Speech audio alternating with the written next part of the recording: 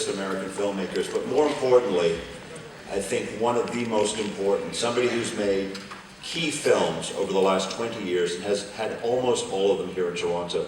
Jim's work is fiercely independent, and what I love about his work is it's become freer and freer as he's become more mature as a filmmaker. Now, Jim has explored genre before in some of his recent films, the Western in Dead Man, the crime film in Ghost Dog, Limits of Control, which is one of my favorite of his films. So this is a vampire film, but of course it's a very different variation on the genre film. And he is here with his crew tonight, with his team. We're absolutely delighted to have him back at the Toronto Film Festival. Please join me in welcoming the incomparable Jim Jarmusch.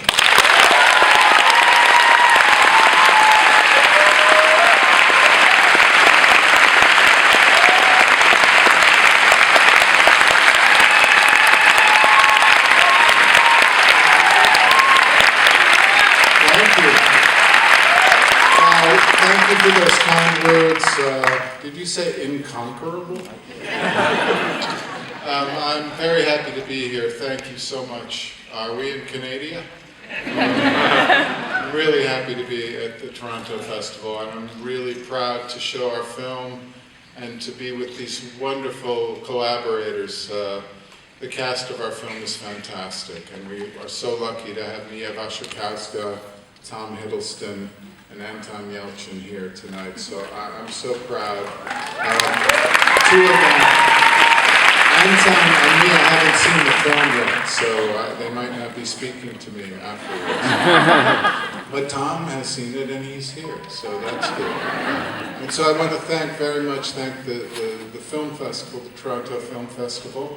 I don't know, I'll shut up now, but we should have some of these people come out so you can see what the hell they look like.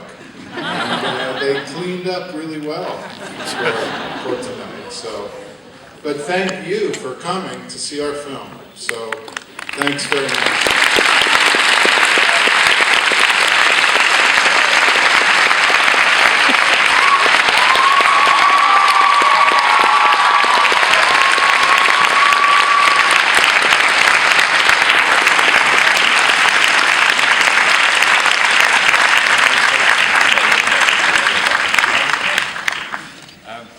I should say something. I thank you so much for coming to see Only Lovers Left Alive. Thank you for having us in your beautiful city. We made this film last summer in 7 weeks over 3 continents, and it was one of the most rewarding experiences of my life. So I hope you enjoy it. Thank you.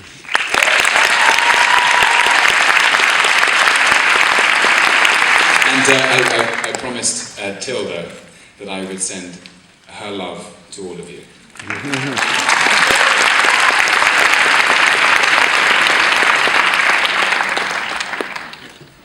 I just got to say 2 more things quickly.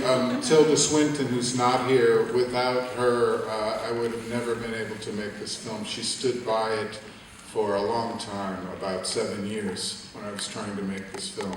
So Tilda Swinton is she is the bohemian queen of our lifetimes, and what an honor. And also, I gotta thank the cities of Detroit, Michigan, and Tangier, Morocco, which are 2 of the most incredible places, and I have a real love for them both, so I have to thank them for existing and for their inspiration.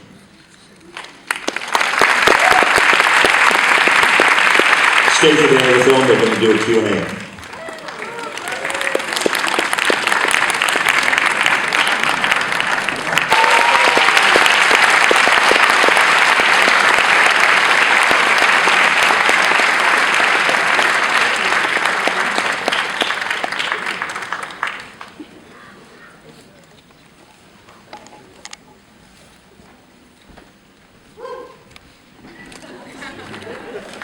You're still here.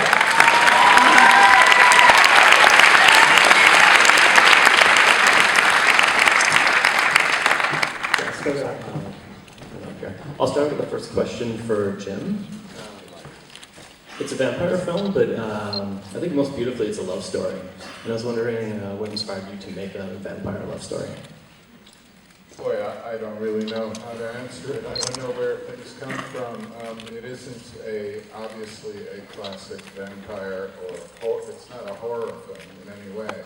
There's nothing in it designed to scare you, which is a beautiful element of horror films. But yeah, it's a love story, and I guess I like vampire films that are horror films. I like sort of the odd ones too that have diverged a bit, which there have been some very interesting ones.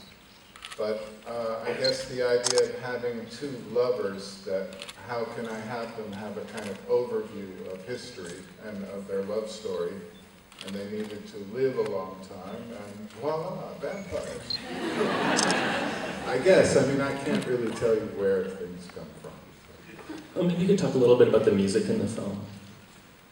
Well, we wanted also to kind of bridge that thing that they also have of being kind of modern outsider, sort of rock and roll types, but also being very educated, very sophisticated people. They are a little bit, as Mia's character Eva calls them, snobs. And they are a little bit, you know, but the idea of the music was then for a long time when I had this project in mind, I wanted my friend Josef van Vissem to make some music for it, he's a lutenist. And then we wanted to mix some kind of more rock and roll kind of abstract rock sounds to it. So the band Squirrel, which is Shane Stoneback, Carter Logan, and myself, made music with Josef, or sometimes around some of the lute music. So all the lute is his and everything else we created, except for, of course, the performances of White Hills and Yasmin Hamdan that are actually in the film. And so the idea was to mix old things, you know, with some feedback. And maybe a question for Tom, Mia, and Anton. What was the process like working with Jim? It was amazing from start to finish. Tilda and I had, I guess, a couple of weeks with Jim, where we just met and talked about the characters and Adam and Eve, and we read each other poetry and played music and talked about Fibonacci numbers and Mark Twain, and it was a wonderful time where we were kind of pouring all of our sort of creative souls into the same well, and it was just felt like a very creative time and a very unique process in terms of creating character and creating story, and it's always hard to talk about it, but it was just felt like a wonderful creative time. Yeah. It was great working with Jim. That was one of the most exciting things about this, and he gave us a lot of freedom and a lot of freedom to kind of just find the scenes and play around with them on the day, which was always really great and fun. Yeah, it was pretty magical for me. I had a pretty wonderful time. I don't know really how else to say. I mean, we have a script, but really this is a kind of character observing these characters. So the creation of the characters was very collaborative. So these guys inhabited and brought those characters to life, and a lot of this kind of preparation was finding things and weeding out. Like, there are a lot of references in the script, right, in the film. But in the script, there were about 5 times more references. So it was also a collaboration of kind of finding which ones resonated for the characters, and really it's very collaborative with with them bringing them to life. So I don't know, it was fantastic for me to work with all of them. It was really great. And I'm not just saying that because they're standing there. It's really a dream for me to collaborate with all of them. And John Hurt too, and of course Tilda, Jeffrey Wright, and Sliman Dazi, who's fantastic also. Okay, maybe we can open up to the audience now. If you raise your hand down here in the front. This is a question for Jim. There was the early tracking shots in Tangiers where Tilda's walking just by herself. There was a feel and a look to those shots that was pretty incredible. I don't really think I've seen shots that looked and felt quite like that. Is there something that you can say about how those shots came about? I'll just repeat it for anyone who didn't hear it. It's a question about the early tracking shots in Tangier, right? Well, when we were shooting in Detroit, we could use tracks, and in Tangier, where everything's very narrow and you can't even move equipment around the city, all our equipment was moved on these motorcycles that then have, well, I don't know what they're called. In Italy, they call them ape, which means bee in Italian, like the insect. But it's a motorcycle like, anyway, it has a bed in the back of it. It has two wheels behind and a motorcycle. So all of our equipment was moved that way, and our actors and crew too. So in order to film those things, it was all a Steadicam. And we tried. I'm not a huge fan of Steadicam, and I've used it before, and it can be very beautiful, but it's a little cliched sometimes now. But we had a very good Steadicam operator, and I told him I wanted it to feel kind of druggy and floating, and I told him I don't like Steadicam often because it's become a kind of cliche. But it was very appropriate there, so we just kind of floated around following Tilda and Tom and Tilda also when they returned to Tangier. Okay, over here. Yep. Yeah. Oh, sorry. I'm looking at home. Did it hurt? Wait, what? Sorry. When you fell from NASCAR?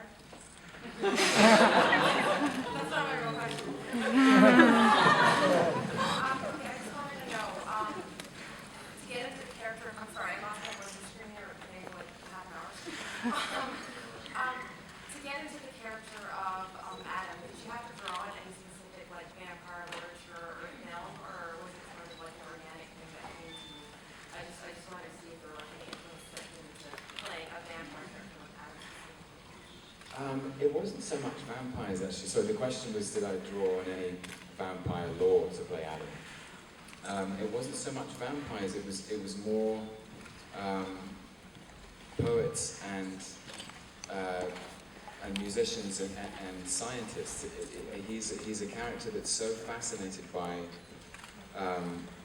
He's been around for so long, but his primary curiosity is music at an almost atomic level, a sort of molecular level, because that's where art and science meet and are the same perfect, beautiful thing for him.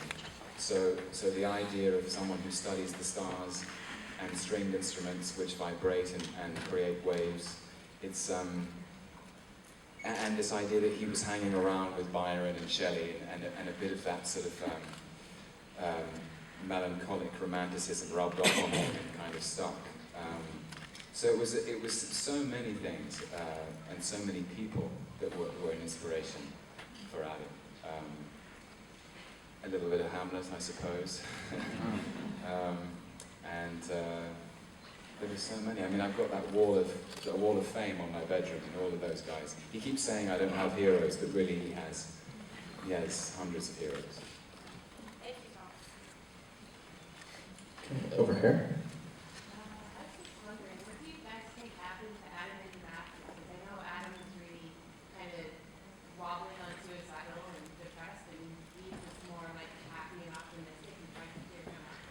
And they were both constantly worried about blood contamination. What do you guys think happened to the master? I love that. I love that question because it means I hate when films end, the curtain draws, and that's it. You know, I like that you think of them still existing. I'm not sure. They're the only lovers left alive.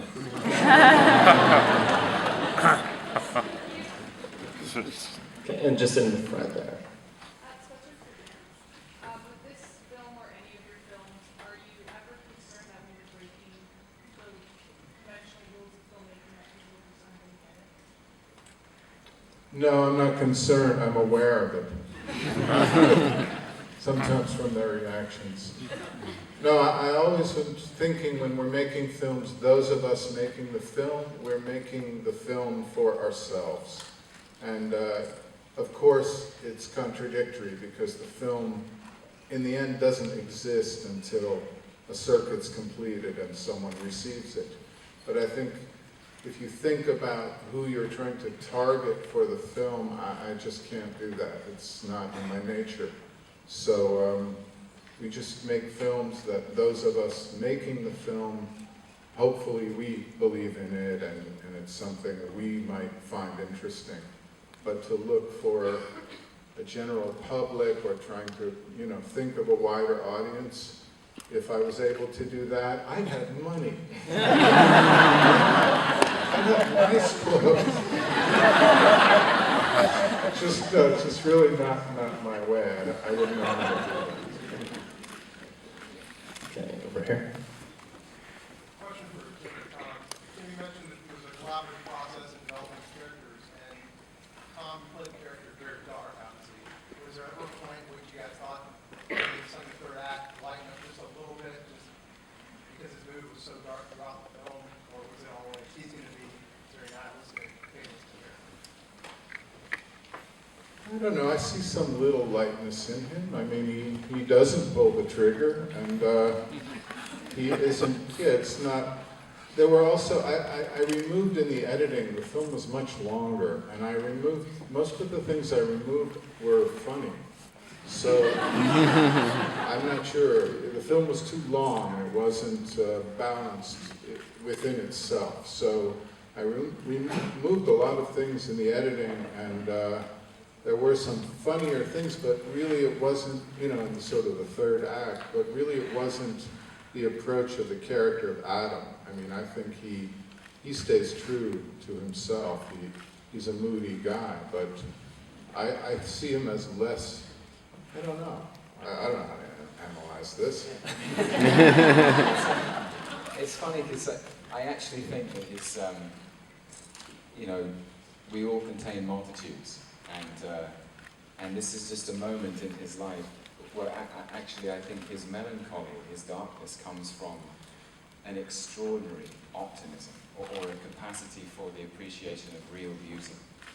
And so I think if there's any sadness in him, it's actually, it's just the polar opposite of the other extreme of his emotion, which is a capacity for joy, which is what the idea of a star that makes the sound of a giant gong gives him. And you know, after 400 years, you don't have to, you can feel a smile on the inside. And among the pictures of people, his quote heroes, there is a picture of Rodney Dangerfield. So you know. He is in there. But a funny thing I just wanted to say, it's funny to me, it's strange to me, is that while we made the film, you know, we took it very seriously. It's a difficult film it was difficult to make, it was very difficult to finance it.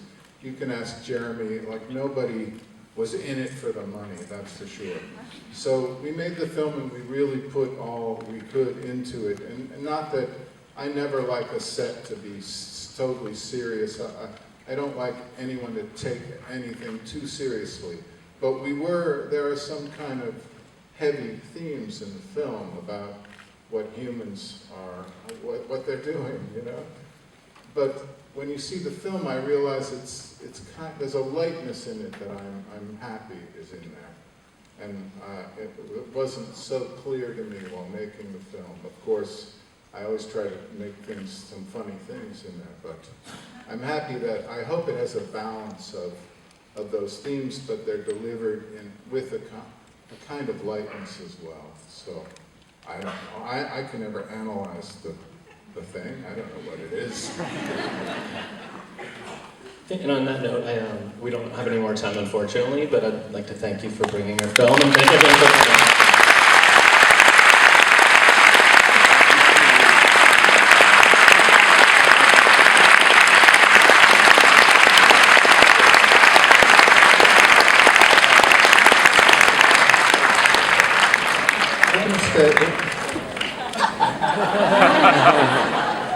You kind of like it. Thank you all for coming.